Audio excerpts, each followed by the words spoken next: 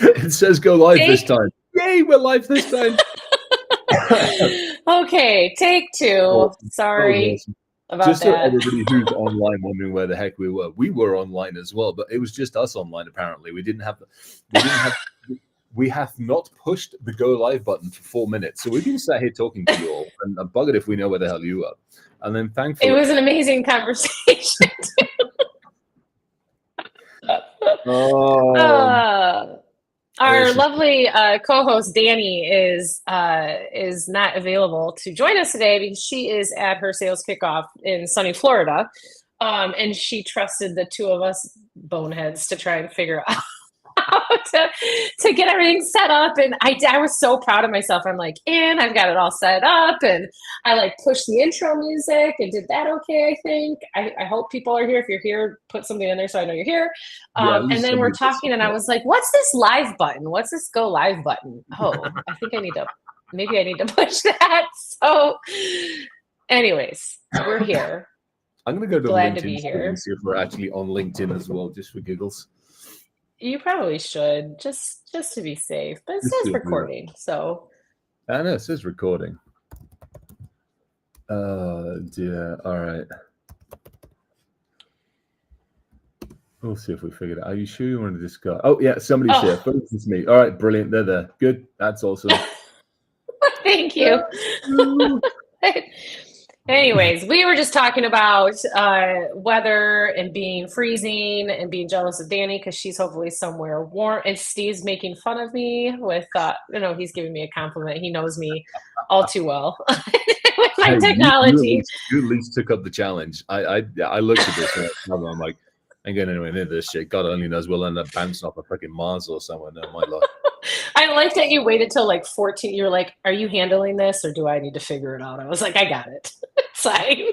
I was like, I need to figure this out. I was like heads down getting the slides done for all hands. I'm like, oh heck. I didn't even log into it. I saw it yesterday and I'm like, I need to get to that. And then yesterday went to hell in a handbasket with all of the flight delays and the fact the car's window imploded on me and all that stupidity. Yeah, we need to talk about that because you told me it was a dumpster fire day, and then I'm looking on LinkedIn and I see a broken car window, I see lots of wine, I see lots of Oh yeah. different Yesterday. things happening in your world. I know Danny got stranded in Vegas, you were stranded in St. Louis. Tell me about all that. Yesterday was, you know how sometimes you manage to drift through the traveling like nothing's gone, everything kind of works, and you're like, hey, this is great. And then all of a sudden reality suddenly does its audit and goes, huh, we haven't given that one any shit in a while. That was yesterday's reality check, which is travel occasionally does throw you the odd curveball or three at once. So yeah, let's. I was driving back to the airport. I was late because I was late. I was saying goodbye to a couple of folks, and so I was running a little late as it was. And I'm on the motorway, and I'm driving along, minding my own business, doing like 65, 75 mile an hour or something. And all of a sudden, the passenger side window literally just imploded. I kid you not. I'm sitting there and it just went, and I'm just like freaking glass everywhere. And my first thought was, am I hit? Because unfortunately, in years gone past, I've been in vehicles that are getting shot at. So the first reaction is like, do I see blood? Am I hit? Is everything okay? And I'm like, oh, I'm okay. The second one is like, what just happened? And I'm looking across, and there's like there's like bits of glass all around. There's glass all over the passenger seat. There's a bunch of glass over me. I actually had some in the back of my neck, which I managed to get out, and I had some in fingers and stuff like that, which cut and did some other bits.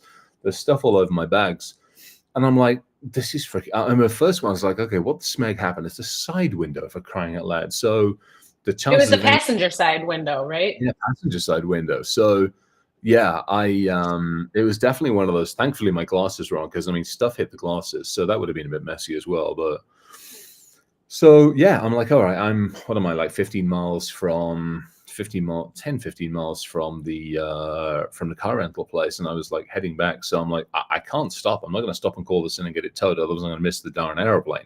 This is when I suddenly, this is when the plane was still showing on time. So I'm like, well, it is what it is. Put my foot down, cranked up the heat because it was, single digit stuff. and then just got to the Hertz depot. And Hertz, to their credit, were absolutely fantastic. I'll give them a huge amount of credit because the way I have the stuff set up, it just does their insurance. And they're like, got it covered. We just need you to write some stuff down, do this, and give us your info. And we already have this. And good luck. Are you okay? Do you need anything? At that point, I didn't know I had glass because I ended up getting some blood on a shirt and all that kind of good stupidity. Yeah, kind of said I was all right and all that kind of good stuff. And off I went and I got onto the shuttle bus, and started looking at the airplane like, oh, I've got, I think I had at that point like an hour, maybe less to get through. All of a sudden it shows departure time. I think at that point it was like 5 something. I'm like, ugh. All right, 2 or 3 hours, I can deal with this. I get through security, and then says departure time 7 o'clock in the evening. And I'm like, okay, I got a couple of extra hours. I get my bag and stuff sorted out. It says departure time 8 o'clock, and it's coming up on 2 o'clock in the afternoon. I'm like, I got 5-6 hours here. I'm like, I'm gonna go find somewhere to camp out and just work, because you know how it is. It's like, all right, I got 5-6 hours. I can get out of the airport. I can go do things, and I can come back, or I can just hunker down. End up hunkering down at Vino Volo, and it was so nice. They were like, "You okay?" I'm like, yes, it's been one of those days so far. It's continuing to be one of those days. I'll take the wine list, please. I'm going to start up in the top left-hand side of the reds, and I'm just going to work my way through. Just keep it filled up as I go through. Feel free to keep on. And I must have had 6, 7, 8, 9 glasses of wine. I just worked my way through there, the best of the world, the reds to be ding, the odd ones. I just worked my way through the reds, and I had a couple of bites to eat. I wandered out and picked up some snacks and brought them back and ate them as well. They were fine with that. I had some of their flatbreads, and I cranked out like 4 or 5 calls, a ton load of emails, the LinkedIn post, and just used the time. It was just, I just used the time. As opposed to sitting there and grumbling, getting my ass and knickers in a twist and all that kind of stuff. And I'm like, screw it, let's just use the time effectively. So that's what I ended up doing. I mean, if you can get in sometimes I have a hard time at the airport getting my mind right, like to hunker down and do work. I end up at the bookstore buying a book, and I'll read a book instead. But if you can get that mindset of like, I have a lot of shit to get done, I'm going to use this time and get it done. You can get so much stuff done. It's outrageous. Because you're trapped. I mean, it's almost like I find myself sometimes, and this is probably a good tip for everybody that's listening. I'll find myself sometimes sitting like even at the office or at the lab space here, and I'm spinning. I'm doing everything I can to not do the things I need to do. I'm procrastinating, whatever else it is. And you find yourself doing 10 other things as opposed to the 1 or 2 things you got to get focused on. A lot of times when I find myself doing that, I will literally pick up the laptop, pick up the mouse, and get the heck out and go sit in the coffee shop, either a close coffee shop or a local one, or I'll go to Netherlands and I'll sit in the coffee shop, because that puts you in a trapped environment. It puts you in a very controlled space. You don't have all the toys. I don't have all the junk back here. I don't have Milo. I don't have anything other than what's right in front of me. Put headphones on with some decent music, and in my case, it's music that doesn't have words. And you're just there, you're focused, you got a good cup of tea or a cup of coffee with you, and it just works. And that's basically what I did yesterday. 6, 7, 8, I don't know how many glasses of wine. I didn't even bother with the receipt. Lots. Well, it was long. The receipt for Vino Bolo, the receipt was long. So it wasn't that expensive as well. So I ended up giving them a healthy tip, because I mean, let's face it, they put up with me for like literally about 5 hours yesterday. Oh, well, that's good. There's no LinkedIn. Abby says no LinkedIn, but then somebody else said we're on LinkedIn. So, we are on whatever we're on. Abby, we're either on LinkedIn or we're on YouTube. We're somewhere. We pushed go. It's going somewhere. We just don't know where. It's live because people are telling You're dealing with Maria's attempt to do the live stream today, Abby, because our lovely co-host Danny's busy this morning with her sales kickoff. So if we're not on the normal places, we'll make sure we get the pod posted to the normal wherever you get your people are on LinkedIn, so they can figure it out. It's user error, apparently not our error. So it is. They'll figure it out. Didn't get the notification. Well, that's not my bloody fault if you didn't get the notification, for crying out loud. Can't do everything. Jeez. Y'all are damn adult. Y'all are damn adult. Put it on your calendar. While you were at the airport, did anything interesting hit the inbox, my friend Chris, that we want to talk about? Oh, good grief alive. Yeah, let's go through this one. This was an awesome one. So I'm sitting, I'll go through my messages. I'm actually going through some of them at the moment. I'll go through my messages. Where's that Muppet? There he is. So I had this inbound one. So inbound email. So it's a spray and pray to some degree. The inbound email was titled "Add me to your community." That was it. Nothing else. It was just add me to your community. And the message inside of it was add me to your community. I respectfully responded back with a question mark. Is that a demand or an ask? Question mark. Both was the response that came back. And I'm like, oh, we have one of these. And so I shot a note back saying, and that works for people you don't know, obviously still hadn't connected with this individual. And then I got I know.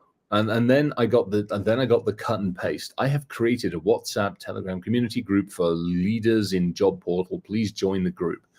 So it was a spray and pray, basically. So it was an interesting one because I was, and I looked at this individual because I'm like, okay, is this a language issue? Is this something? Because obviously LinkedIn's global, and we shouldn't assume that everybody can speak our language, especially when we can't speak their languages all the time.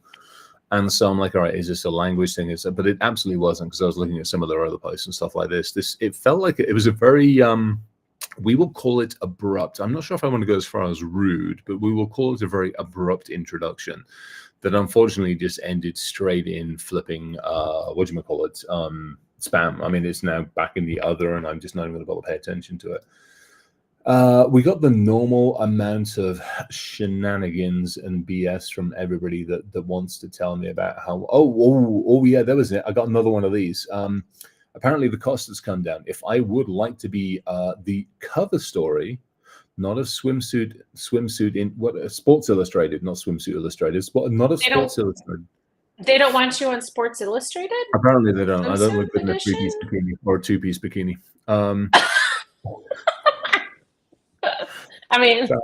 That would make me chuckle, I feel like. Yeah, that would make a lot of people scared, let's face it. So no, apparently I can be one of the 10 most experts cybersecurity leaders making waves in the industry. I didn't actually read this one. No, I would not look good in a Speedo. By the way, I learned a new thing. Banana hammock apparently is the new 2020 plus word for Speedo, both of which scare the hell out of me. So no, and actually I'm pretty sure I called that stupid bloody headphone case from the wolfy people from the Arctic a banana hammock, for crying out loud. That was so basically for $1,500 for my branding and promotion through our print and online magazine, I get a 1-year exercise to be the 10 most experts cybersecurity leaders making waves in industry 2024. I'm reading it verbatim. So I'm going to see if I can negotiate with them and get it down to a little bit less than that, because I fancy being one of those particular experts. I'm kind of intrigued on this one, because I have no clue who came up with the title, but I really it's a mouthful and it doesn't really make full sense, but I love it anyway. All right, so yeah, we got a whole bunch of those. Have you got anything about just time of year stuff? So like it's January, it's a new year, it's 2024. Talk to me, because it's a new year. Like, have you gotten a lot of stuff like that? Just curious. I've gotten some of that. It's the year I got another Innovation Award one. I keep getting these, would love to touch base with you, Unlocking the Future, AI Trends and Strategies for 2024. Data centers in the AI era. There's a whole bunch of stuff. People have definitely played on that it's 2024 and have a conversation stuff. There is a ton of that. Unlocking CMMC and ITAR in 2024. I'm like, ooh, that sounds like a ton of fun. How do you make something like that interesting? This is a problem. Well, hello, I'd like to talk to you about CMMC and ITAR. Does not sound like an invigorating conversation, unfortunately. Sorry to invade your privacy. We are a senior consultant affiliated to reliable investors in the Gulf region. Our investors are privately seeking means of expanding their portfolio, and they invest with over 5 million, depending upon your project basis. For the framework one, what if like, because let's face it, when you started at Boom, you had to deal with NIST, right? So like you had a thing, Yeah. Oh yeah, totally. and you can't make f- frameworks are not that they're They're frameworks. not, but They're but not, I think it's a different approach to but frameworks. yes, but like so maybe there could have been a different way to kind of present that in the title so that, I mean, almost like tongue in cheek, right? Like to make it like I don't know. Do you understand what I'm saying? Where you could almost Yeah, use tongue I in mean cheek in that it because is it's a such a very doldrum. it is a very dry subject, but I think it's one of those ones where you can make it more interesting because so many people look at it as a chore or something they have to do, should do, must do. But if you turn that philosophy around, and this is something we'll talk about next week. If you turn that philosophy around and go, hey, this is an enabler. This actually helps you build something. This helps you work with the business and go, hey, we all need to, must do, have to get to here. Therefore, how do we do it together? How do I help you? Conversely, how do you help me? And how do we drive this to success? You turn around, you use it as a, when finance comes goes, how much money do you want next year? And a lot of the CISOs, especially in smaller companies, go, oh, I don't know. I need this. And they go like, why? And you're like, because it's cool. That doesn't fly. So if you turn and say, hey, look, we are here as a business and organization in order to process credit cards or do this or do this or do this or have critical infrastructure, we need to be here. We kind of want to be here. And here's how we get there. You use it as a roadmap. You use it as a leverage. You use it as a way of introducing the rest of the business to basically these. It isn't really a framework. It's basically a set of guardrails. You're going to get there. I mean, you're going to keep charging down that line. It's basically a set of guardrails and say, dear business, it's the same kind with Sarbanes-Oxley on the financial side.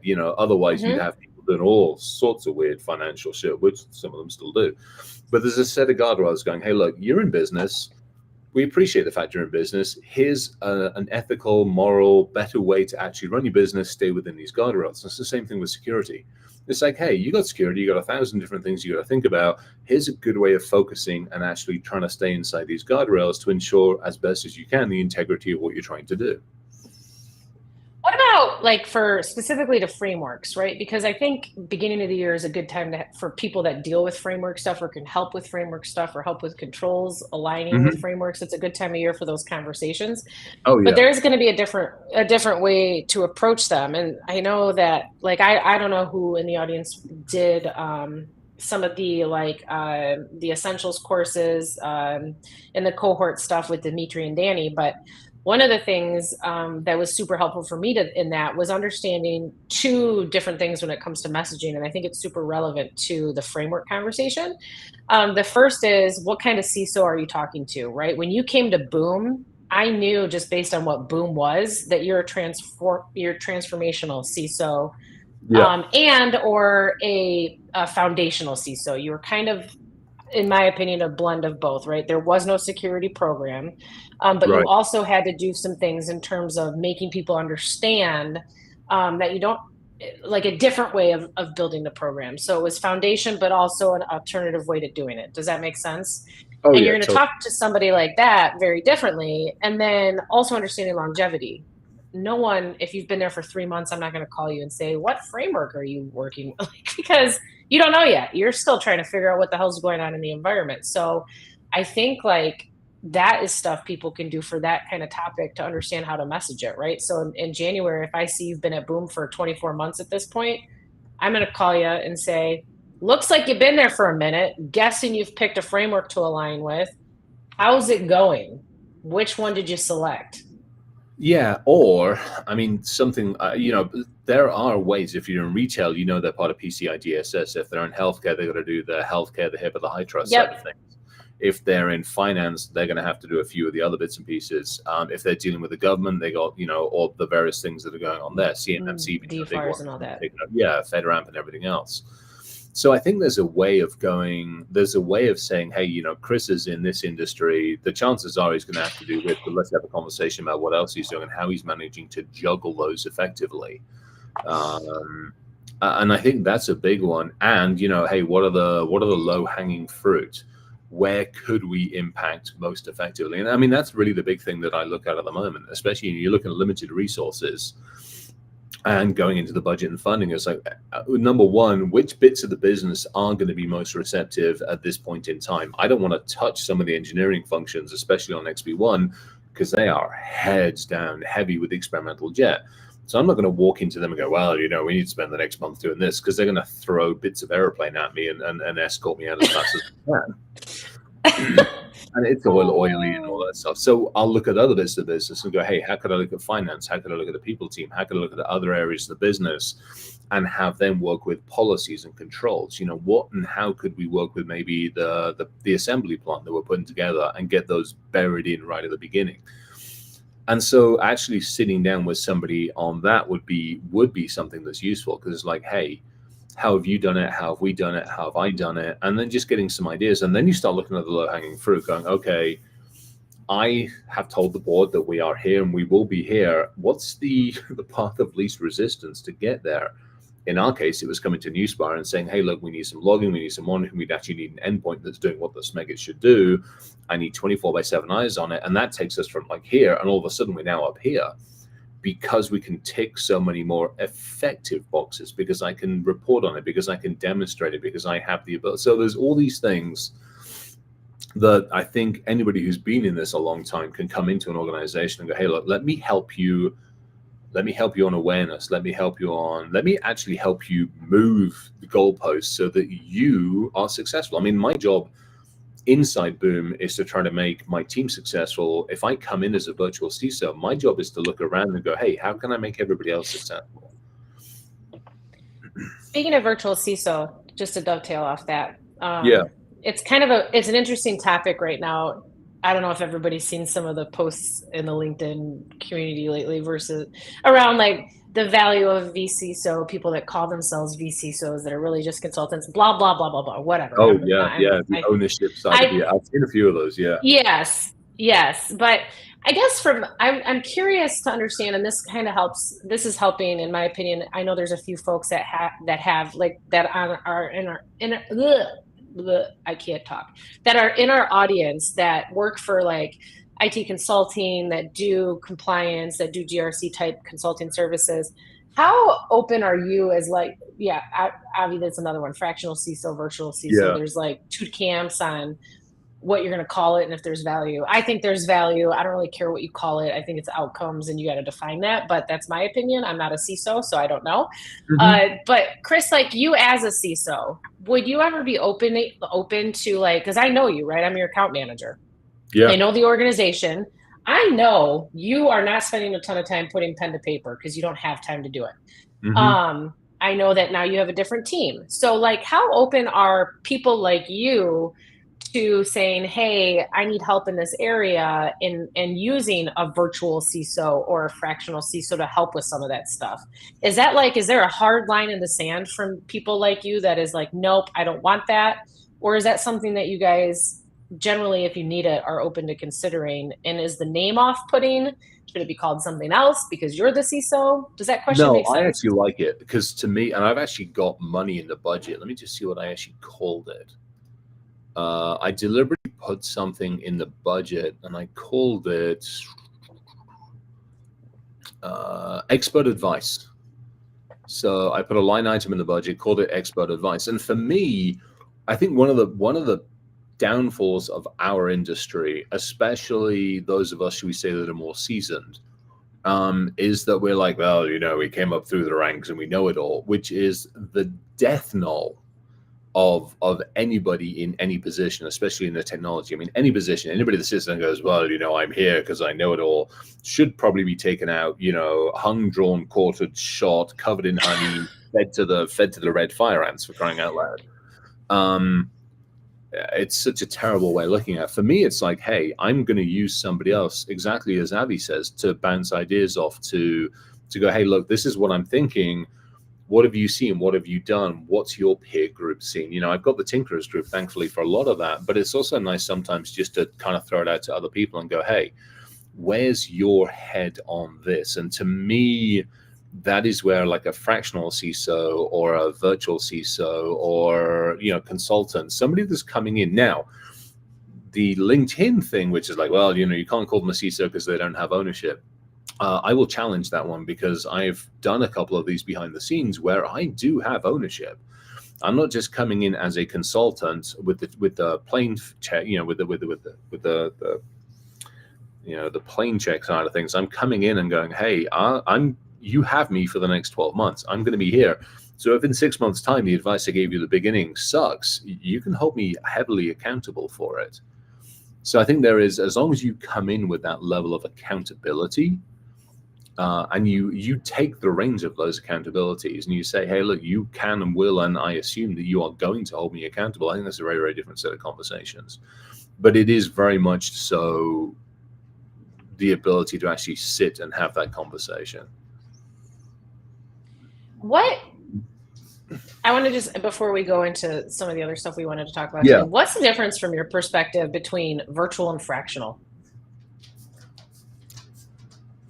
Like, it's seriously a thing. Like, I think somebody earlier, Michael I said, wonder. be CISO So or I fractional wonder if CISO. it's. And Yeah, there's a lot of questions. Yeah, I wonder if it's so. To me, the only difference I can come off with off the top of my head, fractional would be you have me for 10 hours a week, say, or 8 hours, one day. You have me for one day a You're week. sharing me. Yeah, and to me, the virtual CISO is probably the same thing, but rather than having me one day a week, you have just this bucket of hours, and you use and abuse them as you see fit. To me, I would exactly. I mean, there should be no relevance. Here's an interesting one. This is how I would like to structure this. And, these are conversations happening behind the scenes is you have me on, let's just say you have me on Mondays, end of conversation. You are mine on Mondays, but the rest of the week, you can still call me and I'll still do stuff for you, but I have other priorities. And if you start taking more of those priorities, then we're going to have a conversation about different rates, different focuses and stuff like that. But you have me dedicated, or let's say you have me dedicated for Monday and Wednesday afternoons. And so, if I need to schedule meetings or if we need to have, significant conversations, put it there. But if you're sending me an email on Tuesday and you just want my opinion, I will get to it to the best of my ability. It will not be my core focus, but it will get answered, let's say within 24 hours, or if it's urgent, within whatever. I think maybe that's the big one. Whereas sometimes if it's just a bucket of hours, you have a nebulous bucket of hours. I think that's where it gets to be no ownership and no accountability, because where you're on site when you feel like it or any of this, to me, that doesn't work. To me, it's like, hey, if I'm coming in as a fractional, as a virtual CISO, as a consultant, even at a senior leadership level, you need to know, because you're writing the check, you just know you can get hold of me at these times and these times. And then the rest of the time, you're on that 12 or 24 hour, turnaround time frame. And I think that to me is important, because then you have accountability. Then you are able to pin somebody down and say, hey, I know they'll be here and I know that. So you'll schedule meetings around that. And from my side, it gives me a better way of planning. I was having this conversation with somebody over the weekend about time boxing. I am fairly rigid when it comes to time boxing. If you call me outside of certain hours, I'm actually not going to respond. If you, I know. Yeah. No, but it's hard. You respond to me most of the time because I don't call you outside of time box unless it's important. But I know your time boxes. But I mean, there are times I set aside for me time, for biking time. There are times I set aside when I will down tools and go do other things. So I have those fairly rigid things. And as I've done the virtual work, I have rigid ones. I'm like, let's just say Monday afternoon is my time to be at Boom. Tuesday morning is my turn to be at Acme Corporation. Tuesday morning, I'm at Acme. I won't touch any Boom stuff. So, it's that accountability to those core hours. And the rest of the time, it's, go have fun with it. I like it. Sorry, that was a dovetail. No, that's totally, yeah. Alan, to Michael's point, I mean, Alan. Shout out to Alan. He's the best. Shout out to Alan. He's good people. So yeah, Alan did make a good point on that. And to me, I think it comes down to accountability. It's like, hey, can I put my hand on you? Can I know where you are? Can I know what you're doing? Can I have, what's the reporting as well? You're paying a chunk of money for me. So what are you getting? Is it that we're moving the NIST cybersecurity framework needle? Is it that I'm helping develop the teams? What are my goals? Because if I'm coming in, I need to set those goals up so that both of us feel like we're successful. That makes sense. Sense. Okay. I think that was a good conversation. Random. That was not on our list. Yeah, I like those. These I are always liked fun. it. One of the things that we did want to talk about today, as it pertains to like sales, marketing, and the vendor side and the CISO side, is account management in Yeah, general. let's have that conversation. I was just texting Chris earlier and just saying I'd love to do a deeper dive into account management and expectations from you as a CISO versus what's realistic for me as a vendor and an account manager. What is going to lead to success in that area, because account management is really just an extension of sales to an extent. Account management's responsible for upsell, cross-sell, renewals in a lot of company. And if you're doing your job right as a salesperson, you're not selling for the initial close, you're selling for the renewal, right? And so you want to make sure you're supporting the customer with that in mind. So would love to understand from like your perspective, Chris, how you kind of deal with that element of the relationship as a CISO. So, to me, it's all about, it's, we keep saying this and we're going to say it again right now, which is I don't buy from the company, I buy from the person. And I think one of the biggest challenges on account management is having that same, not just individual, but having that same individual and some of the team to always be around, to always be there. And I see that change so often in so many of the the companies that we talk with at Boom. And I think that to me is the big challenge, because you establish a relationship with somebody. It's a perfect example with you with the New Spy conversations. We came and we had the conversation. Now you very quickly brought in other people and other folks around the team. So at least that way, if you suddenly decide, so that I'm done, I'm going to go raise koalas in Tasmania, at least I have other familiar faces. Sounds nice. I know. That's what I always do. If anybody leaves their computer wide open, it doesn't matter if it's in an airport or a lounge or if it's at a desk. If anybody ever leaves their computer open, I will always send a resignation saying, fuck you all, I'm going to go off and raise koala bears in Tasmania, and just leave it at that. Okay, so from your perspective, longevity with account management is important. If the account management team is going to turn over, making sure you have access to other folks in the organization, second best, and secondly is important, right? Well, I think How do you handover is important as well. I've had a couple. Okay. People change, people move, no two ways about it. And I think how it's done, Mm-hmm. when it's done in a way which is like, hey, Chris, I know we've talked for the last 6-12 months. I've actually moved to a different opportunity, either within the organization or, hey, look, I'm going off to raise koalas. I would love to introduce you to Fred or Frida, who's going to be taking over your account. Got a chance for a quick call, or can we just do something here? To me, that is much more effective than sending an email in or getting an email by going, hey, I'm your new account rep because Fred and Frida buggered off to go raise koalas. I'm like, well, that sucks. That means I'm not as important to them as maybe I should be or as I need to be. So I think it's definitely one of those where that handoff is very, very important as well. Okay. Do you have different expectations based on size of organization? Yeah, unfortunately, it's just one of life's things, which is the larger the What's Milo doing? Is he causing a ruckus over there? I see you keep looking. Is he okay? Yeah, he's just wandering. I don't think I got back last night. He came down, hung out, and then I had to do a bit of a cleanup a little bit later. So he felt bad about it, and I was more pup. Yeah.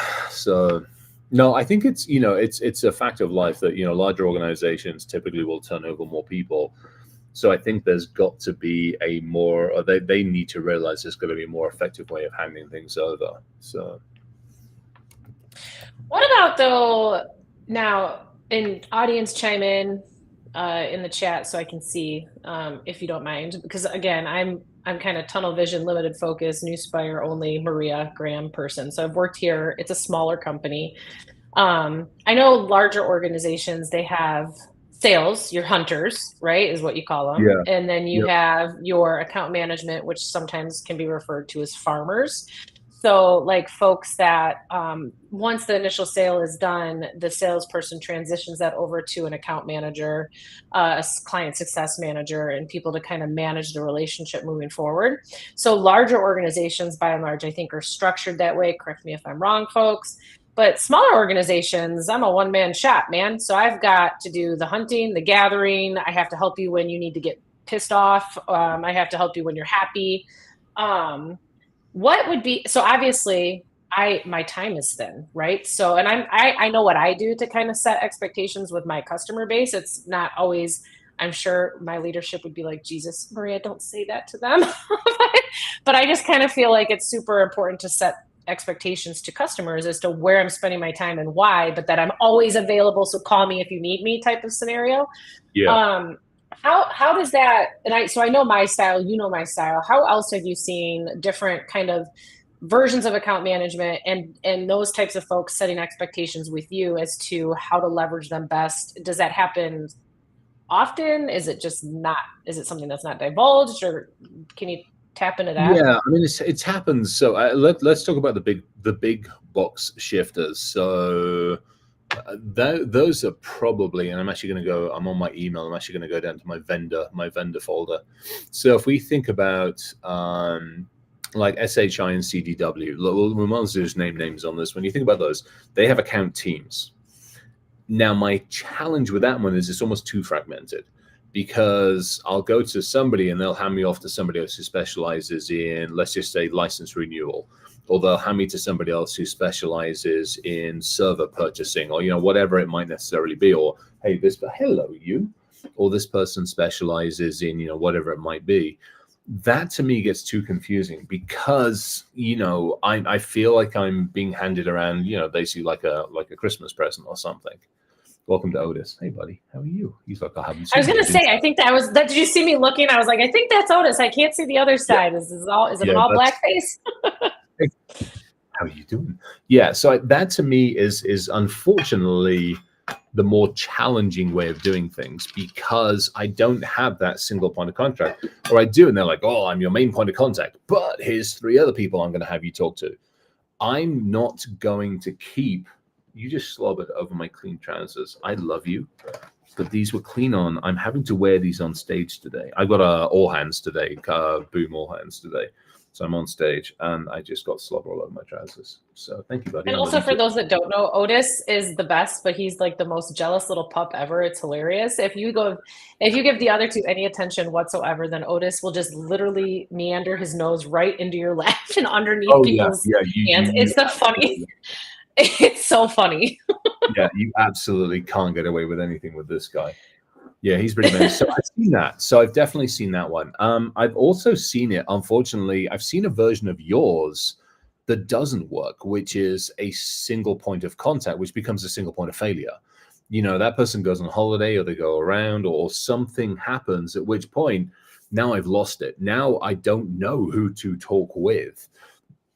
At least with you, the way you structured it is like, hey, I'm first point of contact. However, you've got all these other, would you get out of it? These are clean trousers. You are horrible animal. Oh my gosh, I love that guy. Yeah, I do too. I mean, yeah. I've seen it work in the negative sense. And I think a lot of that's in the smaller organizations where they maybe don't have the coverage. They're trying to service, let's just say 100 accounts or 200 accounts.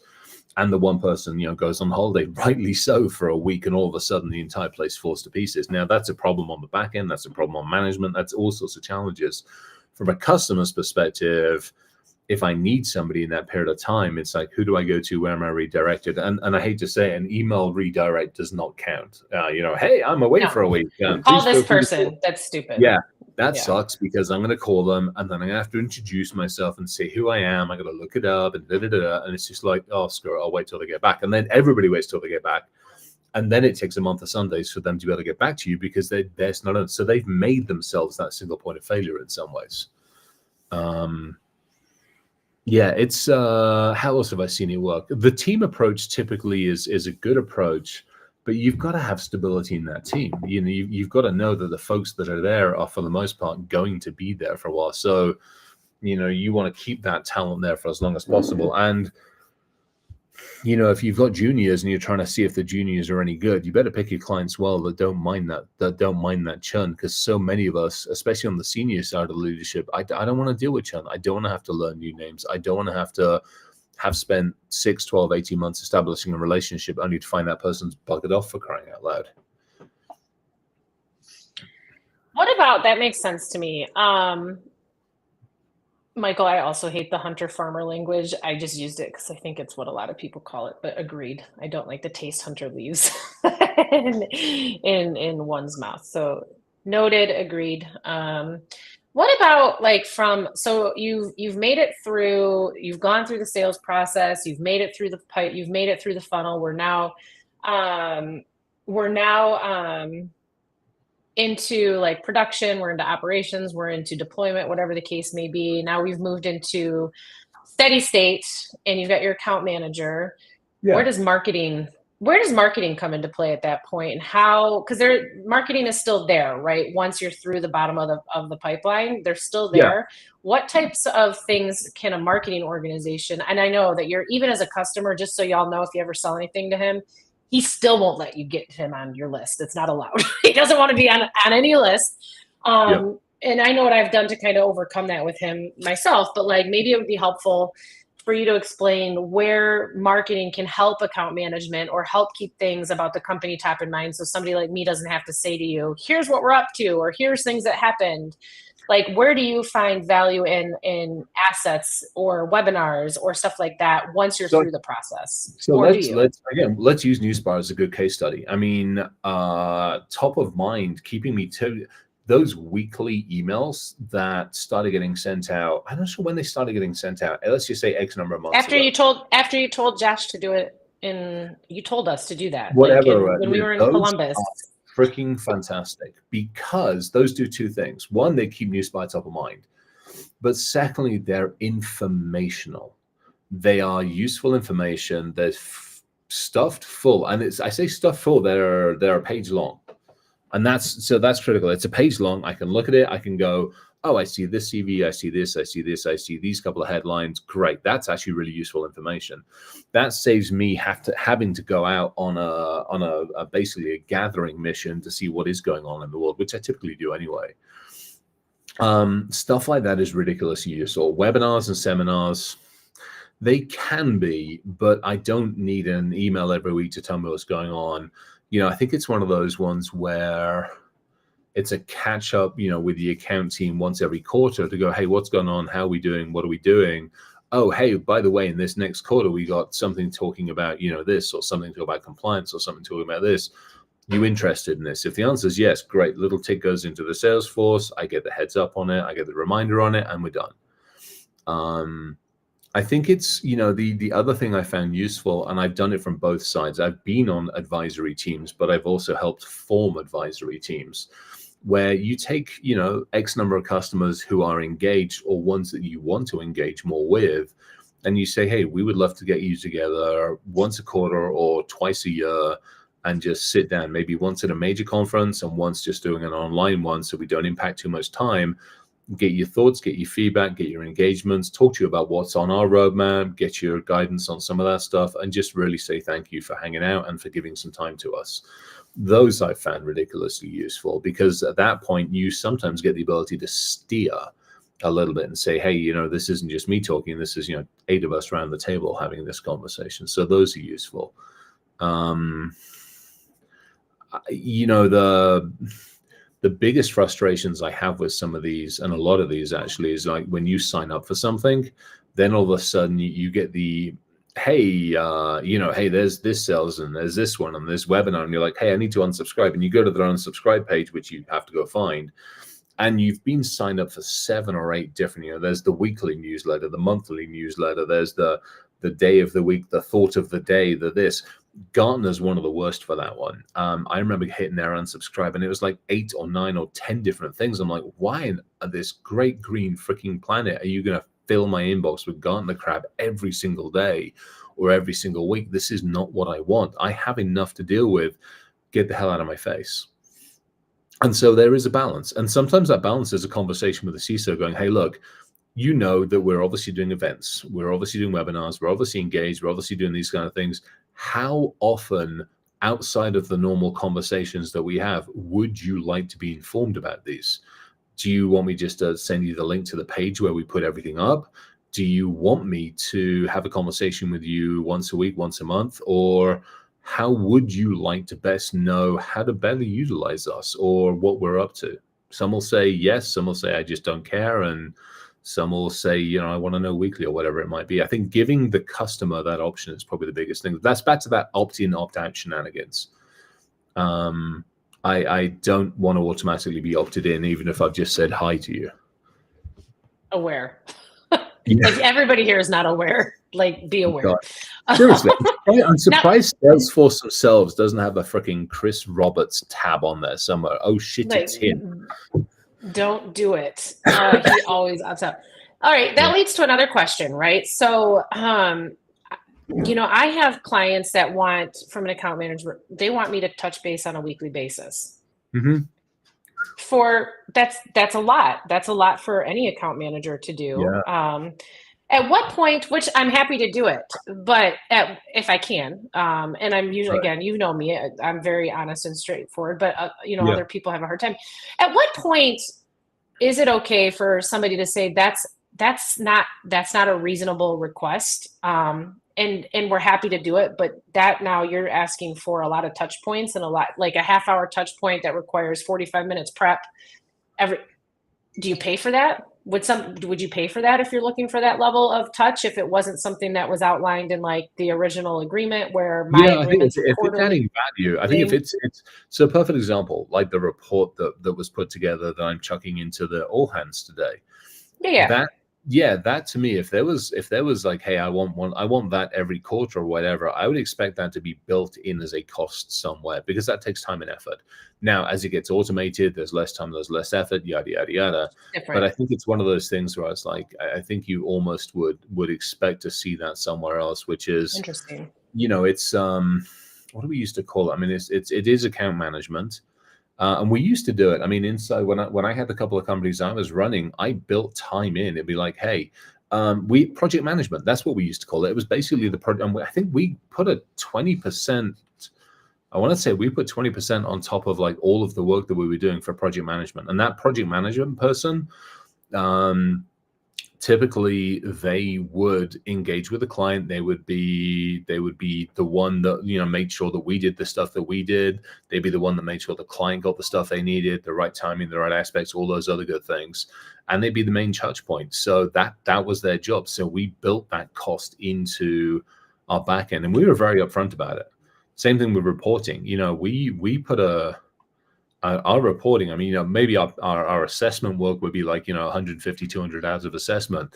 And there would typically be about 100 hours of reporting in there to make sure that report was effective, used, managed, done properly, all those things. It was often we'd have to talk to a client and go, hey, just break it into you ain't going to do it. We need to actually help you understand the who's, what's, when's, why's, and where's.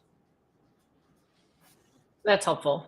I want to go back to a couple of questions from the audience or comments. I like Avi's mention or note here, going back to account managers. He says, frankly, if I like my account manager, and this is when we were talking about like turnover and that kind of stuff, Chris, he said, frankly, if I like my account manager and they leave company A for company B, I will likely look to continue working with them in company B. I did the same thing. I had an amazing person that worked on the East Coast at a reseller, and she moved to another company. And I hit her up. I said, hey, what are you doing? How are you doing? How's everything going? How's family? And can we work with you? Because it was, she's working to another organization, slightly different product set, but similar kind of thing. And that was fantastic. And still friends to this day for that exact reason. I'm like, I need you, not everything that's going on with it. And plus also that the other organization did not do a good job of transitioning. Okay. I find I've been here a long time, so it's not necessarily, it's flipped for me. I don't leave apparently. Apparently I'm here. But my customers leave. They not my organization. They don't leave me as a customer like their organizations don't, but they leave their organizations. Yeah. And one thing that I have noticed more and more and more over the past, I just got off a phone call yesterday with a gentleman who will be now a 4-time customer. He's gone to 4 different places. He calls me, says, I need this. And there's no sales process because I understand what he's going to need, how he articulates things. We don't need to go through the dog and pony show, and he can get what he needs in 30 days or less from me up and running and going. And so that's nice for both sides because I already know you. We trust each other. I'm not going to dick you around. You're not going to dick me around. We're going to work together to get it approved, and off we go. Um, Avi or Danny brought up another point. She just landed, everybody safe and sound. So Good. she's had like a 48-hour travel stint. She's cranky as all get out, she says, but she's listening in. So everybody say hi. Um, One thing that Danny had kind of said to Avi, and this is interesting. What if that account manager goes from company A that does X and then goes to company B that also does X, but Yeah. company A has a better version of X? Do you still follow your account manager at that point? No, I'll be very upfront on that one because I'm not doing right by the organization that's employing me. I think that's one of those things. If the product is inferior, which you would hope that. Hi, can I finish this bloody webinar? They're competing. I know. I got There's Daisy. Daisy. There's Daisy. Daisy's downstairs. Look at her. You I got know. all, they missed you. I know. Hello, you. No, my job isn't just to make me happy. My job is to make sure the entirety of the organization gets exactly what it needs. In other words, if to your point, product B is inferior to product A, I'll still stay friends with that account person. Absolutely no two ways about it. But a perfect example. Let's just say, Boom's got endpoint XYZ. If you all of a sudden decided to go off and go cause chaos and mayhem for the folks at Dell and try and come back to me and say, hey, we want to put this other one in that we ripped out a year and a half ago, I'd be like, I still love the kids. They're still going to get Lego. We're still going to catch up. We're going to have fun. But that ain't going to happen on the motherfucking Sundays. Oh, I need to send you a picture. She did finish the Harry Potter Chamber of Secrets Oh, last night. fantastic. Oh, that's It's awesome. now proudly on display with all of her Harry Potter. Chris spoiled my girls for the holidays, and not 2, but 3 sets of Legos arrived on our doorstep, which we are finished with all, but we just have what's the one? Privet Lane or whatever. With the car and the lighting With set. the car and the lights, and he got us some light. We don't have, this is new, lights that go in the Legos for the car that like comes to rescue Harry when Ron and his brother come. Yeah. Anyways, if you're not a Harry Potter person, sorry, I digress. Okay, we are close to time, and I have a hard stop at the top of the hour because I have to go be an account manager. Whoop whoop. But I would love to hear any parting thoughts on the conversation. I know I get to see you in a few days in person, which I'm looking forward to. That'll be fun. We're We're gonna watch my Lions. We're gonna watch my Lions together, which I'm very excited about. But parting thoughts. Apart from Go Packers, because they're, this is gonna be interesting. I really need the Packers and the Lions to get through because you and I need to be sitting in the same room throwing popcorn at each other if that happens. It's gonna be a shit talking Sunday, that's for sure. Oh hell yeah! Because as it is right now, we're really good about rooting for both of them, so that we're like, Yes. you're texting me going, "Look at the damn Lions," and I'm like, "Your Packers look all right. It's nice." Yeah, so much fun. Actually, somebody just said it. I think that's a perfect way to end it, which is this as well. I don't wonder who said it. Relationships are everything. I think that's the biggest thing for me. That comes to this is. We said at the beginning, we've said it numerous times. Danny has said it numerous times. People buy from people. We don't buy from the company. We don't buy, back to that. If it's product A and product B and they're the same, I'm going to be like, who's the better human I'm talking with? If there's differences, different conversation. But if it's endpoint to endpoint is endpoint for the most part. So at that point, it's like, who do I trust that's going to be standing next to me or as often as they humanly possibly can? That's, you know what, and I'm gonna agree with that, but from a salesperson's perspective, the relationship I have with buyers and my customers is equally important to me from are you going to support me? Meaning, Yeah. let's say something goes sideways, or I go on vacation and you can't find the right, something happens, right? Yep. Are you going to come at me with a pitchfork, or are you going to give me the chance to explain what happened, support the issue, like help me work through it? And Yeah. if you don't have a relationship with somebody, if it's purely transactional, if shit hits the fan, it's finger pointing. It's like you're chasing after Shrek, you're putting him into the swamp, whatever scenario, right? Versus knowing that I can trust if something happens, I can call you and say, whoops, let's work through this. You got time? Yeah. Help me get through this with my company so I can make it better for the next time. So I think it goes both ways. I love that as a parting thought. I got to figure out how to turn this off. So until next week, also I want to drop, if you have not voted for the What the Fuck Awards, I'll make a post later today. I'll make sure we get the link out there, but we need all of you guys to vote. We'll see you guys next week, and the goal will be to run through the awards ceremony on the 31st. Happy Hump Day, happy What the Fuck Wednesday, and we'll talk soon. Stay safe, everybody, and stay warm. Stay warm. Adios.